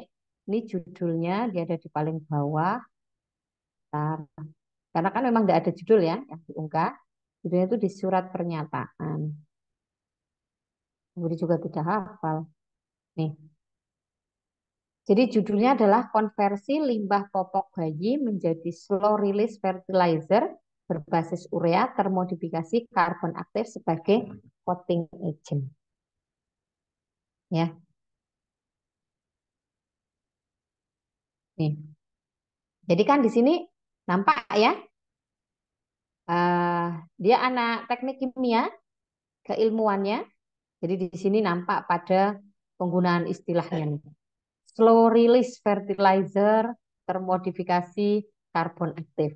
Nah, biasalah ya ini dipakai oleh anak-anak teknik kimia, orang kimia gitu. Orang fisika yang fisika kimia juga akan menggunakan. Jadi keilmuannya nampak. Kemudian ada inovasinya, ya kan? Cara dia memadukan tadi itu, ya. Bukan memadukan, mengkonversi ya sebenarnya. Terus limbahnya itu ada. Jadi limbah popok bayi digunakan sebagai coating agent, ya, agent pelapis. Nah, itu kan satu inovasi ya. Biasanya kan coating pelapis itu menggunakan apa? Toner yang apa? Bahannya itu dari minyak dan bahan-bahan yang alam yang lain. Ini dari limbah popok bayi. Dia ada nilai inovasi. Manfaatnya juga terlihat ya. Kemudian kita akan lihat di latar belakangnya ya. Pendahuluan maaf, pendahuluannya kita akan lihat. Ya kok bisa dibiayai. Nah, pendahuluan dan bagian latar belakangnya. Dia menjelaskan pertama itu adalah tentang popok bayi. Ya, karena judulnya tadi kan konversi popok bayi ya. Maka dia latar belakangnya straight to the point mengenai bagaimana popok bayi itu. Ya, permasalahan popok bayi yang ada sampai saat ini kan memang adalah pada pengolahan limbahnya. Nah, ini juga menjadi hal yang menarik ya. Ini kan anak UNES ya. Karena memang popok bayi yang ada itu belum bisa apa namanya? Diolah. Selain itu juga mohon maaf ya ini ya yang calon bapak-bapak. Pembalut wanita itu juga belum ada penanganan yang serius bagaimana pengolahannya. Nah, itu juga jadi. Nah, jadi kan di situ dia memaparkan apa nih kenapa nih popok bayi? Ya ternyata popok bayi itu menjadi masalah.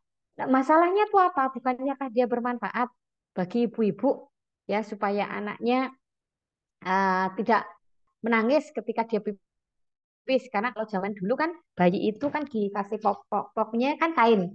Begitu pipis nangis karena risih. Sekarang kan enggak. Kan manfaat. Tapi kok itu jadi masalah? Oh ternyata masalahnya karena sifatnya yang non biodegradable. Nah itu yang diangkat. Ya, itu yang diangkat. Kemudian dia ceritakan bagaimana eh, ketersediaan bahan bakunya. Ternyata di Indonesia ada 4,8 juta ya per tahun. Jadi cukup banyak kan? Berarti itu adalah satu masalah yang perlu diselesaikan. Satu, non biodegradable. Ketersediaan bahan baku kalau ini penelitian ya kan, tapi maksudnya keberadaannya di alam itu juga banyak dan belum ada solusinya. Nah, dia kemudian masukkan di sini. Ya, mulai masuk apa yang sudah dilakukan menggunakan metode insinerasi menjadi metode untuk mengatasi limbah popok bayi. Dia menuliskan tuh apa yang sudah dilakukan orang. Tapi itu masih belum berhasil. Ya, maka dia katakan lagi, tetapi luaran proses yang dihasilkan yakni adanya senyawa karbon monoksida dan gas klorin bersifat toksik terhadap lingkungan. Nah, maka dengan apa yang sudah dilakukan orang sebelumnya itu masih belum berhasil, masih memiliki efek samping yang tidak baik bagi lingkungan. Nah, maka dia kemudian menjelaskan lagi, ya, karena sifatnya dari popok bayi itu yang memiliki super adsorbent polimer yang memiliki kemampuan absorpsi yang sangat baik, ya, maka didasarkan pada penelitiannya Ramli bahwa bahan SAP tersebut dapat digunakan sebagai bahan untuk membuat slow release fertilizer. Ini juga masih penelitian orang, ya kan? Tapi bukan menggunakan metodenya. Lebih menjelaskan kepada apa kandungan popok bayinya. Nah, maka kemudian dia menjelaskan apa sih itu slow release fertilizer? Karena dia memiliki keuntungan kan? Maka dia jelaskan. Kalau yang dia memiliki kekurangan, dia nggak jelaskan lebih lanjut mengenai metode insenerasi, dia nggak. Karena itu sudah apa? Dia mengalami kegagalan, maka sudah tidak perlu dibahas.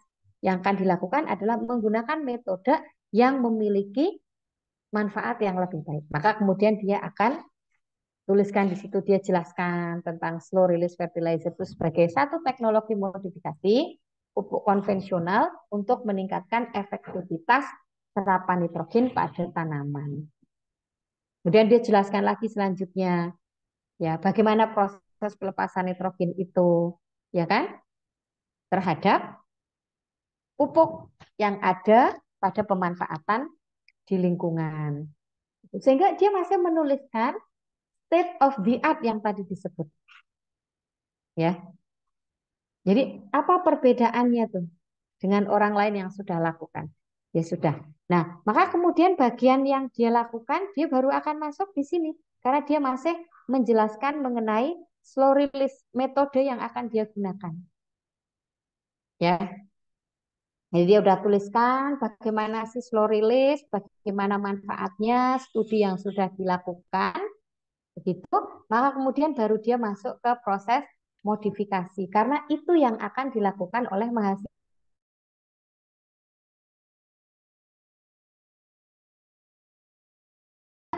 Kebaruannya di situ, dia memodifikasi. Maka dia jelaskan di sini, ya, sampai dengan cara coating agentnya, sehingga terjelas tergambar apa yang akan dia lakukan. Gitu.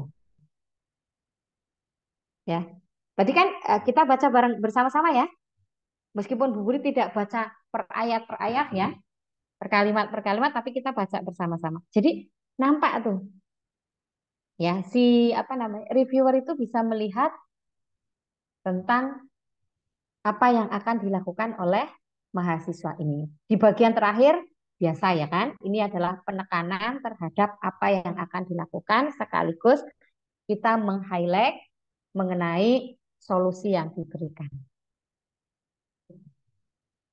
Ya, ini jadi menjadi bukti ini diterima gitu karena dia menyusunnya itu kompak, tidak terlalu banyak, tidak terlalu harus kemana-mana, langsung straight to the point, karena memang kita dibatasi 10, tetapi reviewer sudah bisa membaca apa yang ada masalah apa, ya, apa yang sudah dilakukan orang sebelumnya, dan apa yang akan kamu lakukan. Itu terlihat di sini, di pendahuluan.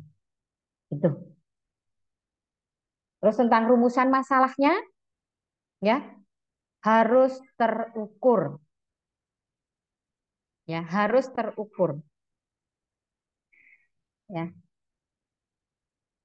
Nah, di sini kan bagaimana pengaruh formulasi bahan terhadap karakteristik pupuk slow release fertilizer berbasis campuran urea limbah. Jadi nanti formulanya ya.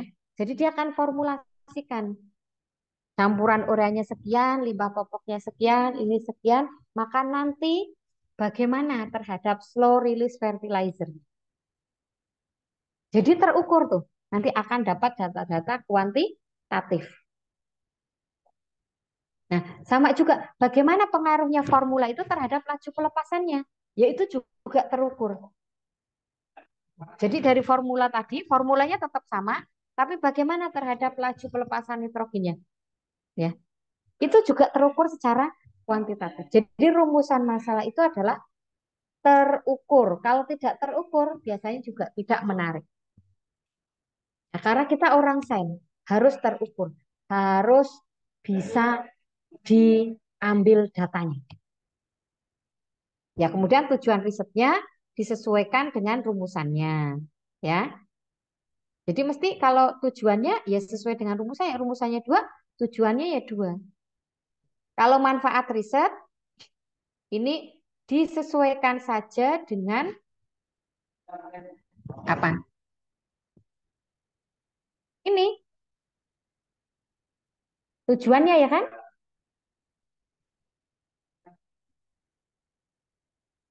Kemudian keutamaan riset.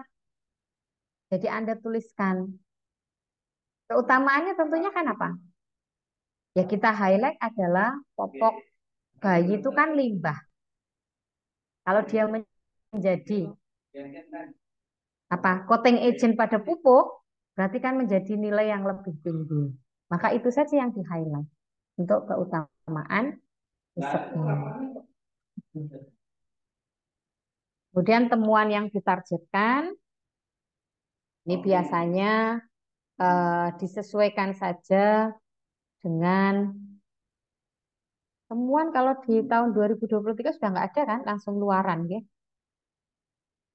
Langsung luaran. Jadi kalau luarannya sesuai dengan panduan. Luarannya laporan kemajuan, publikasi artikel, plus dengan video. Ya, ya itu saja, nggak usah ditambah-tambah. Tapi ini yang tahun 2022 masih ini masih oke. Dia didanai. Dan untuk tinjauan pustaka, tadi ya konsistensi seperti Bu Budi bilang ya dituliskan tentang karakterisasi limbah pupuknya, diurutkan sesuai dengan judulnya. Tidak boleh melencat-melencat. Ya ini karakterisasi limbah pupuknya, dituliskan lebih dulu kontennya silahkan. Kemudian kenapa ada pelepasan nitrogen pada pupuk urea begitu? Karena tadi pada rumusan masalahnya yang terukur adalah ini. Ya, maka itu dijadikan sebagai tinjauan pustakanya juga.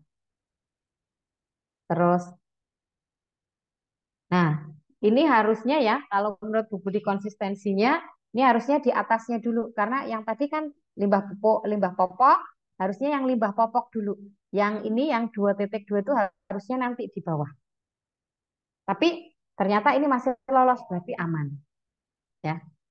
Akan lebih bagus kalau seperti itu. Jadi dia konsistensi dulu kan masih limbah popok ya limbah popok lagi gitu. Baru nanti tentang pengukurannya. Jadi ditukar aja yang tadi. Kemudian untuk metode risetnya, ini di sini tuliskan ya, jenis penelitiannya, variabelnya seperti tadi ya, variabel bebasnya, variabel kontrolnya, variabel terikat. Adik-adik mahasiswa sudah tahu variabel bebas itu variabel yang mempengaruhi, variabel terikat itu variabel yang dipengaruhi, variabel kontrol itu variabel yang dibuat tetap, yang tidak dirubah-rubah.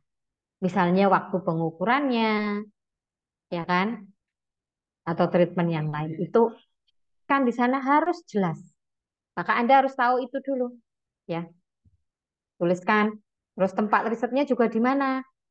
Meskipun kayak kemarin pandemi kan dilakukan di kos ya, jangan ditulis dilakukan di kos, rumah, jalan gitu jangan, ya. Dilakukan di laboratorium sederhana. Gitu. Jadi menggunakan bahasa yang akademis.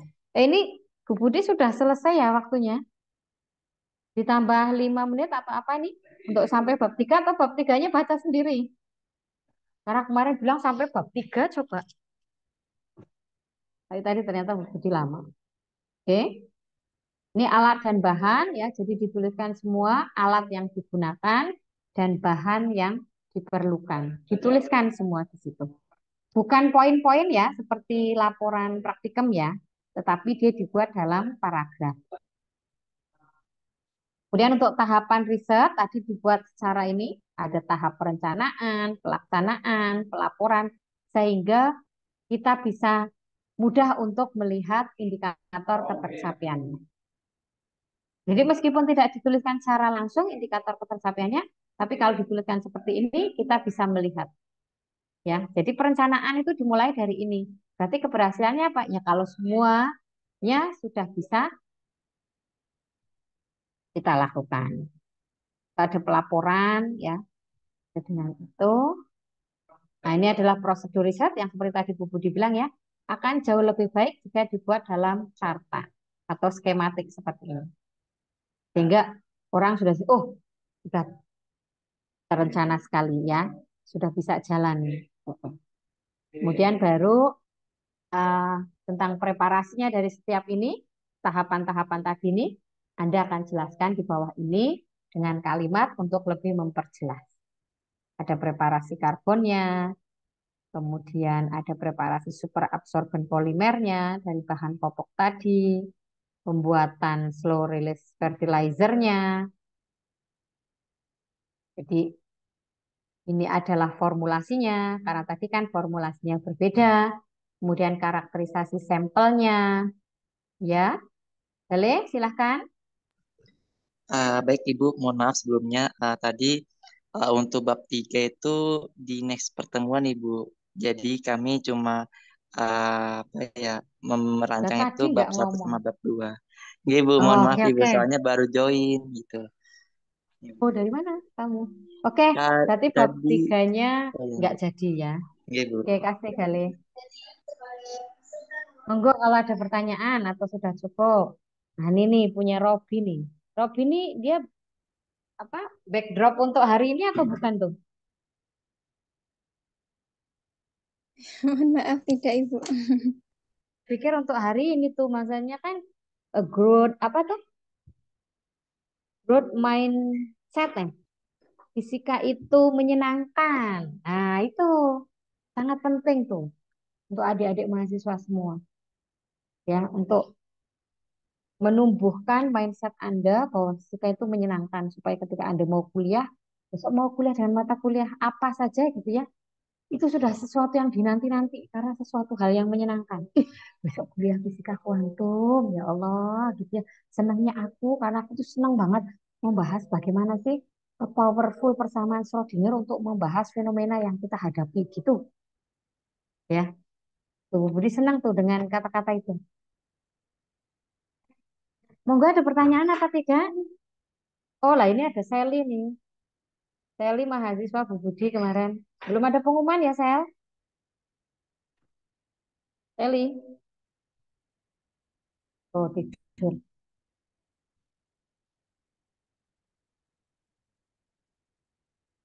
Silakan, Gale. Baik Ibu, izin bertanya Ibu, mungkin di sini teman-teman juga kurang memahami ya Bu. Tadi berkaitan dengan rumusan masalah itu yang dimaksud yang ke kontrol itu seperti apa? Apakah ke kontrol itu mencakup data yang bisa terukur atau bagaimana itu? Terima kasih. Masalah kalau variabel terkontrol kan tadi terukur kalau di rumusan masalah itu harus yang bisa diukur. Jadi kalau kita menyusun rumusan masalah, maka rumusan masalahnya itu yang bisa diukur nanti. Ya misalnya bagaimana nilai optimasi dari formula tadi misalnya. Kan itu bisa terukur. Nanti optimumnya berapa? Ya, secara kuantitas nanti kita akan terukur. Bukan nanti kalau dilihat tadi dari apa namanya itu laju, ya, laju pelepasan nitrogennya. Nah itu kan nanti diukur tuh. Lajunya itu berapa? Dengan menggunakan tadi kan ada 4 formula ya kan? Nah, nanti formula satu lajunya berapa? Misalnya lajunya itu adalah eh, dalam setiap detiknya dia bisa melepaskan nitrogen itu sebanyak 200 misalnya. Untuk formula A, formula B 300. Kan besar kan? Itu bisa diukur maksudnya, Le. Ya, kalau rumusan masalah itu yang bisa diukur kalimatnya. Jadi nanti di metodenya kan terukur tuh, ya kan? Nah, kalau variabel kontrol itu maksudnya variabel yang bisa yang harus dikontrol. Kayak tadi kan dia mau melihat bagaimana formulasi tadi, ya kan ada formulasinya tuh tadi di tabel tuh, ya kan? Nah, terus kemudian hanya ingin melihat pada laju pelepasan nitrogennya dari mode apa dari metode slow release fertilizer-nya tadi. Nah, maka tadi di situ kan ada beberapa. Yang berubah itu kan berarti formulanya itu berarti variabel terikat, variabel bebas, ya kan? Formulanya yang 4 itu variabel bebas. Terikatnya itu tentang laju pelepasan nitrogen. Jadi nanti nitrogen yang terlepas, ya, itu ada berapa banyak? Itu dilihat dari formulanya. Maka berarti variabel bebasnya adalah formula tadi, ya, komposisi yang beda-beda. Variabel terikatnya itu bagaimana laju pelepasan nitrogen. Nah, yang terikatnya misalnya waktunya, waktu proses pelepasan nitrogennya saya jami setiap 5 menit, setiap 10 menit. Berarti itu kan dikontrol. Baik untuk formula satu saya ngukurnya 5 menit pertama. Nanti formula kedua ya 5 menit pertama. Formula ketiga 5 menit pertama. Formula keempat juga 5 menit. Jadi waktu waktu pengukuran pada laju pelepasan itu saya kontrol. Saya buat konstan tetap. Karena kalau waktunya juga saya mau rubah-rubah, nanti dia menjadi variabel bebas. Gitu.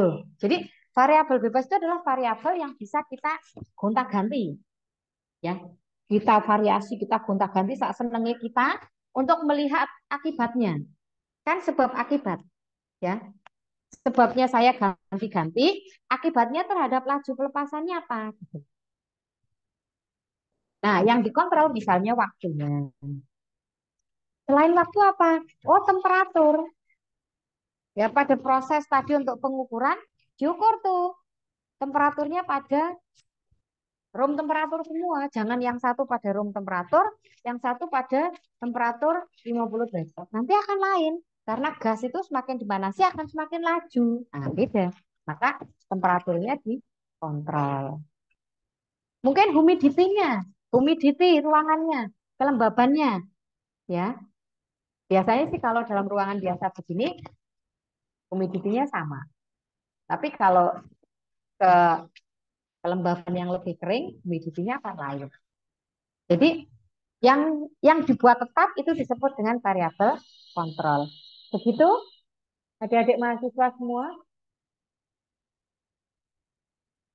Ada lagi? Baik Ibu, izin bertanya ya Bu, masih ada dua pertanyaan lagi. Itu kan tahun kemarin atau tahun ini tuh kan ada keluaran yang tentang media sosial kan Ibu, seperti membuat poster ataupun video di upload di YouTube. Nah, itu apakah berkaitan dengan latar belakang ini atau keseluruhan proposal Ibu berkaitan dengan keluaran uh, berupa media sosial gitu Ibu? Ya, kalau yang Bu Budi pahami untuk unggah apa pelaksanaan riset itu kan waktunya ditentukan nanti ya. Pada tanggal berapa di jam berapa itu Anda harus posting gitu ya. Nah, maka yang dimaksud itu kan video pelaksanaan. Jadi Anda bisa menjelaskan misalnya video tentang proses apa namanya, pembuatan sampelnya. Nanti Anda buat video, Anda menceritakan kan biasanya ada prolognya dulu, misalnya Anda memperkenalkan timnya siapa aja dibuat dalam PPT gitu kan, terus Anda presentasikan, kemudian di video. Kemudian di dalam video itu ada video tentang pelaksanaan praktikumnya. Kan pada saat Anda praktikum kan mesti ada temennya yang nge-shoot, ya kan, di-shoot, baik itu di video maupun di capture. Nah, itu diletakkan di situ. Terus dijelaskan bagaimana kegiatan pelaksanaannya itu, Anda akan menjelaskan di situ, kemudian diunggah. Kalau memang pada saat waktu publikasi daripada pembuatan videonya itu Anda belum semua pelaksanaan penelitiannya selesai, ya itu satu part, tapi Anda harus menjelaskan secara detail tentang apa yang Anda lakukan. Sehingga orang itu menjadi menarik untuk apa tuh view, melihat, like, share, and comment. Karena kayaknya karena sekarang digitalisasi ya, di bidang pendidikan pun diminta supaya Anda itu menjadi kayak konten creator gitu loh. Karena memang Mas Menteri kan ya, beliau adalah seorang konten kreator ya, di Gojeknya dulu gitu. Jadi sekarang mahasiswa juga diminta untuk jadi konten kreator, tetapi sesuai dengan bidang keilmuan kita. Jadi kita mengkreasikan, ya kan, pelaksanaan riset kita. Nanti diunggahnya kan bebas. Anda mau live di Instagram ya boleh, ya kan? Anda mau buat videonya unggah di YouTube ya boleh, di Facebook ya boleh. Pilih salah satu platform, kan? Disuruh pilih salah satu kan. Jadi terserah nanti. Itu Galih nanti diterima, mau pilih yang mana platformnya. Yang menurut Galih itu, oh aku tuh nanti kayaknya di Instagram saja karena followerku di Instagram tuh udah ratusan, ribuan, bahkan jutaan. Nah, itu akan lebih ini kan. Tapi kalau misalnya aku sama-sama belum punya follower, aku sepertinya di YouTube aja nih, gitu. Nah, ya boleh. Jadi kan dibebaskan kan media sosialnya. Yang pasti adalah konten yang Anda presentasikan, yang Anda ceritakan, yang Anda publikasikan adalah berkenaan dengan publikasi ilmiah, publikasi pelaksanaan PKM Anda. Jadi bisa bagian praktikumnya, bisa bagian Anda analisis, atau kalau semuanya sudah selesai, ya diceritakan semua. Tapi buat semenarik mungkin, orang juga bisa paham. Nah, itu yang penting. Oke, berarti masih ada satu lagi ya pertanyaan ya, karena di sini sudah azan. Anji Bu, pertanyaannya mungkin penasaran sih Bu, soalnya kemarin ada humor itu katanya tanggal 10 pengumuman PKM, tapi tanggal 10 itu nggak ada pengumuman. Kira-kira dari Ibu tahu nggak Bu pengumuman PKM kapan? Belum, kami dari tim universitas, maksudnya Bu Budi kan perwakilan MIPA di UNES. Itu Iya kami Bu. juga masih kapan nih gitu bertanya ke Prof. Amin yang kebetulan kan beliau memang ada di Belmawa kan ya. Itu juga Iya Bu. memang masih belum ada bocoran. Biasanya Oh, tuh iya iya Bu. Prof. Amin yang paling cepat tuh. Iya, Bu. Ada bocoran kita lolos sekian gitu meskipun nggak tahu siapa aja tapi udah ada bocoran. Oh ini belum ada, makanya saya bilang Salisa tadi mana masih ada kan Sally. Nah, itu kan Hmm. sama kan kemarin sama Galih kan kemarin juga ngajukan Iya tuh. Bu. Pokoknya berdoa aja mudah-mudahan ya kan kita diterima Dan targetnya ya tadi juara karena kita memang ya kita orang-orang yang extraordinary. Ya, semua ini fisika kan? Iya, Bu. Orang-orang aneh kan? Iya, Bu.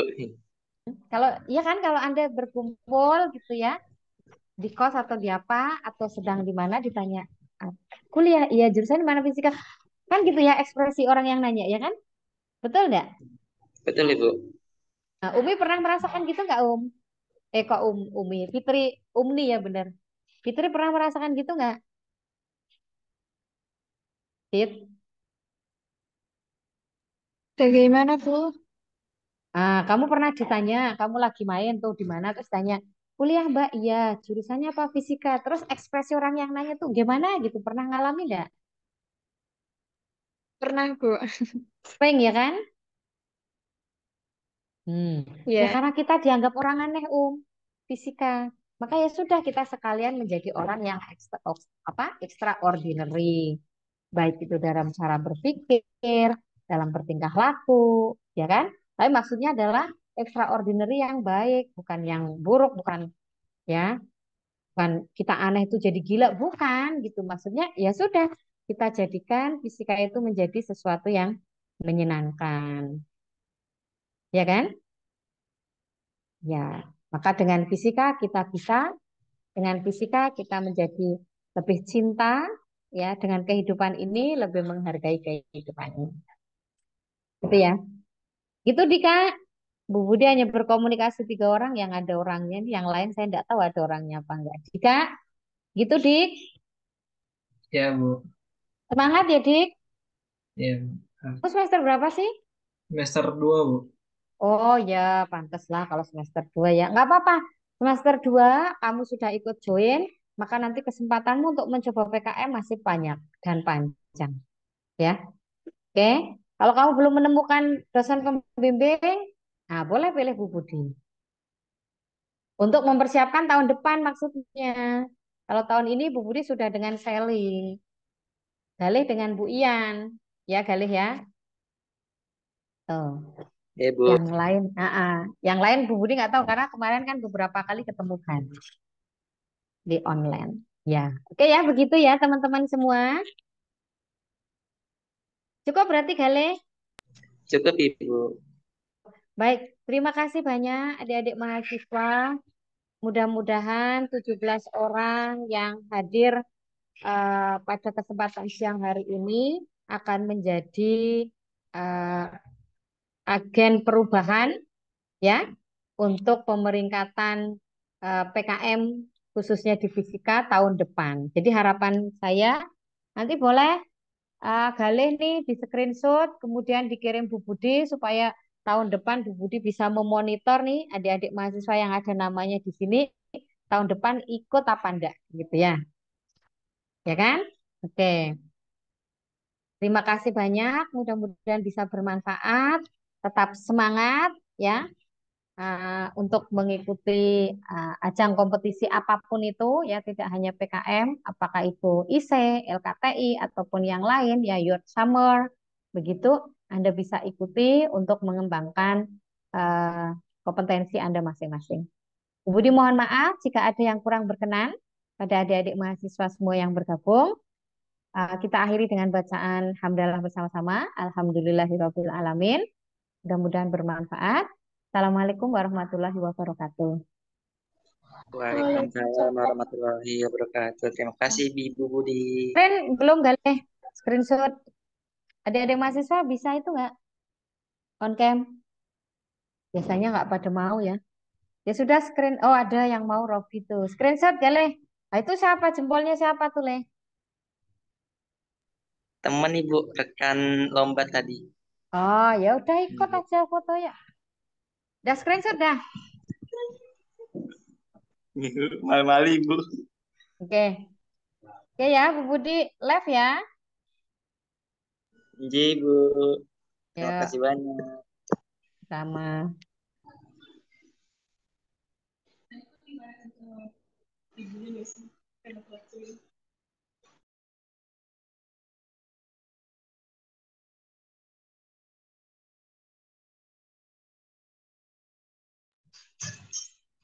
Gimana Dika, sukses? Nggak grogi kan? Mantap. Enakan Bu Budi. Recordnya di stop dulu.